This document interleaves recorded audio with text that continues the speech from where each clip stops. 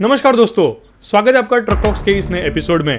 मैं हूं अजिंक्य और आज की वीडियो में हम बात करने वाले हैं प्योजेट बॉक्सर इस वैन के बारे में। दोस्तों, आज सुबह ठीक 7 बजे मुझे मेरे काफ़ी अच्छे दोस्त और हमारे चैनल के पुराने सब्सक्राइबर यानी कि सौरभ छड्डा जी का कॉल आता है।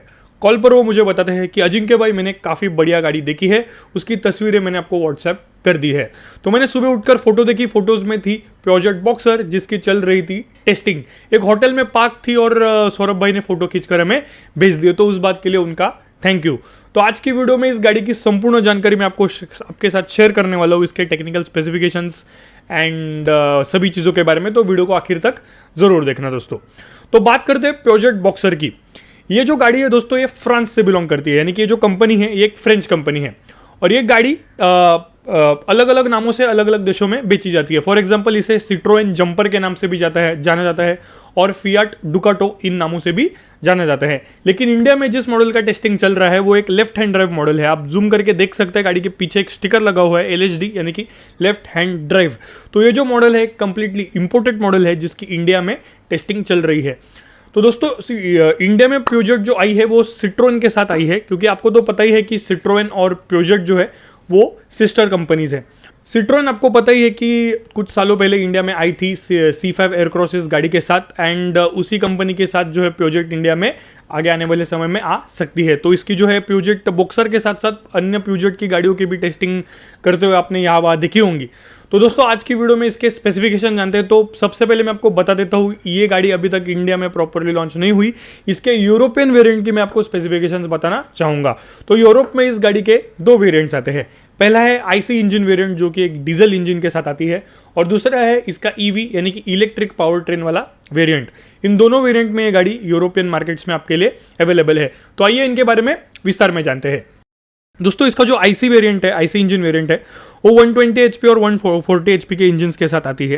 यानी कि उसमें 2179 सीसी का यानी कि 2.2 लीटर का turbocharge direct injection diesel euro 6 component engine लगाया गया है, जो इस गाड़ी को 120 HP और 140 HP अलग अलग वेरिएंट्स में जो है निकाल के देती है, जिसमें 229 न्यूटन मीटर्स और 251 न्यूटन मीटर्स का टॉर्क आपको मिल जाता है।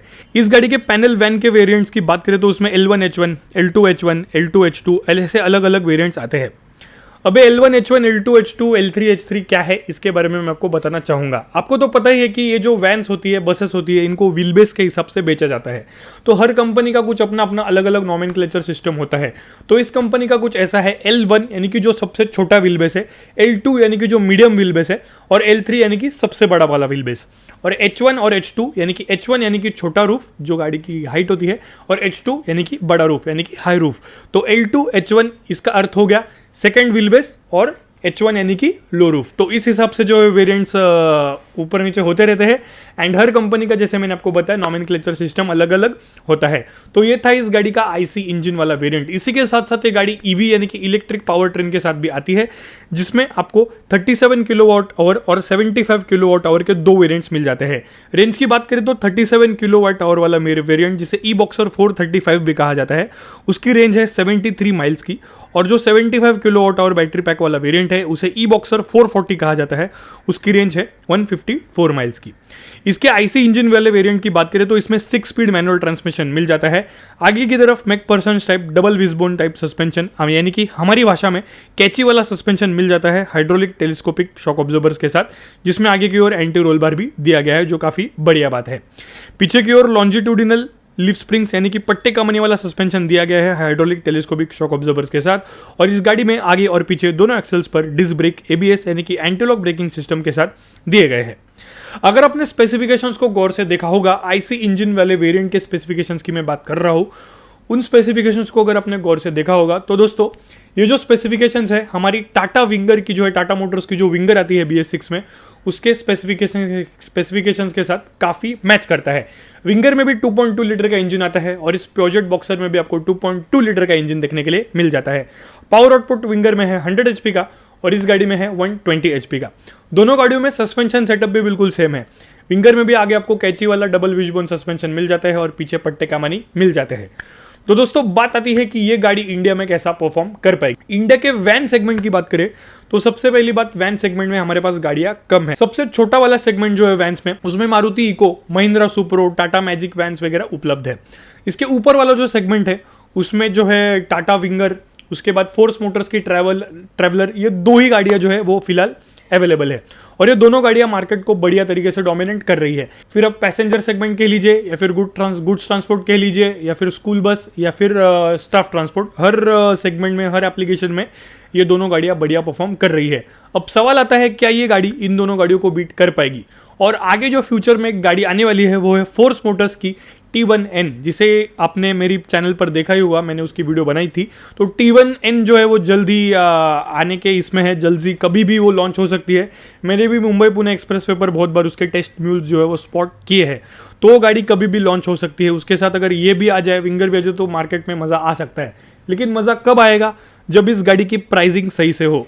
आपने इसकी सिस्टर कंपनी यानी कि सिट्रोन C5 का देखा ही होगा कि सिट्रोन C5 एयरक्रॉस जो गाड़ी है उसका प्राइसिंग की वजह से काफ़ी उसका पॉपुलैरिटी कम हो गया।